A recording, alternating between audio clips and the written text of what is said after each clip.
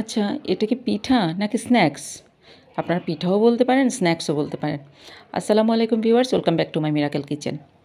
আমি আজকে আপনাদের সাথে অনেক মজার, অনেক সুন্দর একটা রেসিপি শেয়ার করব। যারা পিঠা পছন্দ করে তাদের সাথে পিঠা বলে চালিয়ে দিবেন, আর যারা স্ন্যাক্স আইটেম পছন্দ করে তাদেরকে স্ন্যাক্স আইটেম বলে চালিয়ে দিবেন। এটা আপনারা চাইলে সন্ধ্যার নাস্তায়ও খেতে পারেন, আর সামনে আসছে রমজান মাস, আপনারা রমজানে ইফতারিতেও রাখতে পারেন। চাইলে বাচ্চাদের টিফিনেও দিতে পারেন। বানাতে খুব সহজ, অল্প কিছু উপকরণ লাগে। তো তাহলে চলুন না রেসিপিটি দেখে নেই। দেখতে যেমন সুন্দর, খেতেও তেমনি অসাধারণ। এই পিঠা অথবা স্ন্যাক্স আইটেমটি বানানোর জন্য সবার প্রথমে টক দই নিয়েছি। টক দইটা পানিটা ছাকার জন্য একটা স্ট্রেনারের মধ্যে রেখেছি। এখানে এটা কিন্তু আমার দোকানের কেনা টক দই না, এটা আমার ঘরে বানানো টক দই। 3 কাপ দুধ দিয়ে আমি নিজে টক দইটা বানিয়েছি।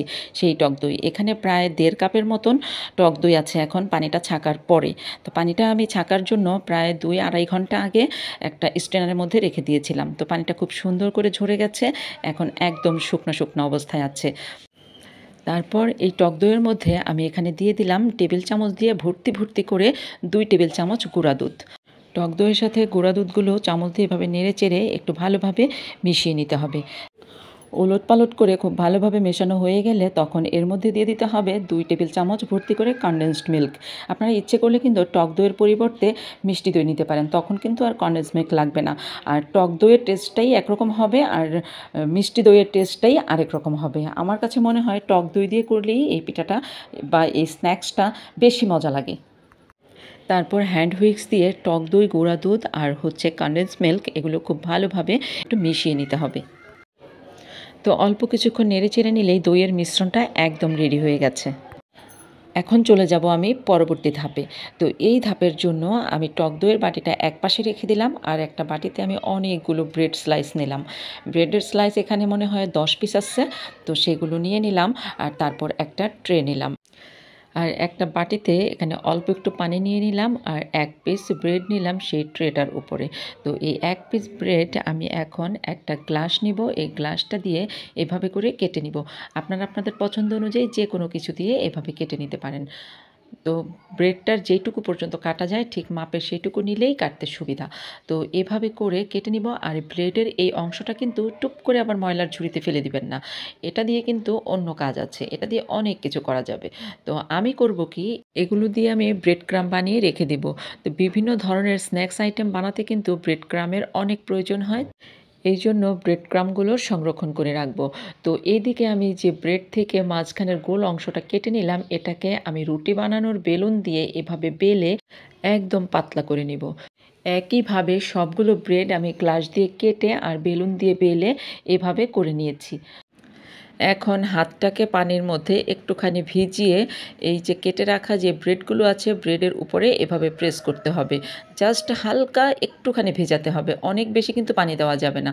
আর তারপর চারিপাশে এভাবে করে একটু একটু পানি নিয়ে এভাবে করে একটু ভিজিয়ে নিতে হবে। তো তারপরে এখানে কতটুকু এই টক দইয়ের যে মিশ্রণটা তৈরি করলাম সেটা এভাবে দিয়ে আর তারপরে এভাবে করে মিশিয়ে দিতে হবে। ওই যে পানি দিয়ে একটু ভেজানো হলো, এটা দিলেই তারপরে এভাবে মুখটা বন্ধ হয়ে যাবে। আর পুরো ব্রেডটাকে যে আমি হালকা পানি দিয়ে একটু ভেজালাম, এটা এভাবে যখন ফোল্ড করতে যাব ব্রেডটা ভেঙে যাবে। যাতে ব্রেডটা না ভাঙে এই জন্যই এই ব্যবস্থাটা করা। সবার বোঝার সুবিধার্থে আমি আরও একটা পিঠা বানিয়ে দেখিয়ে দিচ্ছি। তো এভাবে করে হালকা একটু পানিতে হাতটা ভিজিয়ে নিয়ে ব্রেডটাকে একটু প্রেস করতে হবে যাতে হালকা একটু একটু ব্রেডটা ভিজে। আর তারপর চারিদিকে একটু একটু করে পানি দিয়ে একটু ভিজিয়ে নিতে হবে। তারপর পরিমাণ মতো এই টক দইয়ের মিশ্রণটা এখানে নিয়ে মুখটা এভাবে ফোল্ড করে মুখটা বন্ধ করে দিতে হবে। আর এই যে ফোল্ড করলে যাতে না ভাঙে এই জন্যই পুরো ব্রেডটাকে হালকা পরিমাণে একটু ভিজিয়ে নিলাম। আর মুখটা বন্ধ করার জন্য এই দিক দিয়ে অল্প একটু পানি দিয়ে হালকা করে ভিজিয়ে নিলাম, অনেক বেশি কিন্তু ভেজানো যাবে না। তো সবগুলো পিঠা কিন্তু আমার বানানো হয়ে গেছে। এগুলো বানিয়ে কিন্তু অনেকক্ষণ রেখে দেওয়া যাবে না, কারণ দইয়ের মধ্যে যে একটা পানি পানি ভিজা ভিজা ভাব আছে, এটা ব্রেডগুলো কিন্তু ভিজে ছিঁড়ে যেতে পারে। তো সেই জন্য আমি চুলায় একটা ফ্রাই প্যান বসিয়ে পর্যাপ্ত পরিমাণে তেল দিয়ে তেলটাকে গরম করে নিলাম। আর তারপর এর মধ্যে পিঠাগুলো দিয়ে দিলাম। খুব বেশি চাপাচাপি করে কিন্তু পিঠা দেওয়া যাবে না, তারপর নাড়াচাড়া করতে গেলে পিঠাগুলো ভেঙে যেতে পারে। আর তেলটা অনেক বেশি গরম করে ফেলে তারপর পিঠাগুলো দিবেন না, না হলে কিন্তু উপরটা একদম পুড়ে যাবে। তেলটা একটু কম গরম থাকতে পিঠাগুলো দিতে হবে। আর এক পিঠ হয়ে গেলে এভাবে করে উল্টে দিতে হবে। আর আগুন থাকবে মিডিয়াম হিটে। তো এভাবেই পিঠাগুলো কিন্তু লাল লাল করে ভাজা হয়ে গেছে। তো আমি একটা একটা করে পিঠাগুলো তুলে নিচ্ছি। ও আর একটা গুরুত্বপূর্ণ কথা, এখানে আমি কিন্তু ১.৫ কাপ টক দই নিয়েছিলাম। আমার কিছুটা মিশ্রণ কিন্তু রয়ে গেছিলো। আপনারা ১ কাপ টক দই নিলেই হয়ে যাবে। দেখলেন তো দর্শক বন্ধুরা, কত সহজে আর কত অল্প কিছু উপকরণ দিয়ে এত সুন্দর একটা স্ন্যাক্স আইটেম তৈরি হয়ে গেল, অথবা এত মজার একটা পিঠা তৈরি হয়ে গেল। দেখুন তো পিঠাগুলো কত সুন্দর লাগছে।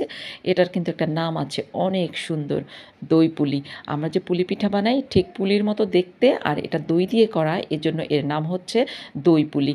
আপনারা কিন্তু এটা মিষ্টি দই দিয়েও করতে পারেন। আর পিঠাটা দেখুন তো ভাঙার পরে ভিতরটা কি সুন্দর লাগছে, বাহিরটা লাল মুচমুচে আর ভিতরটা হচ্ছে কি সুন্দর নরম সফট, খেতে কিন্তু দারুণ লাগছে। একদম মুখে দিলেই যেন মিলিয়ে যাচ্ছে, চোখ বন্ধ করে খেতে হবে, এত টেস্ট।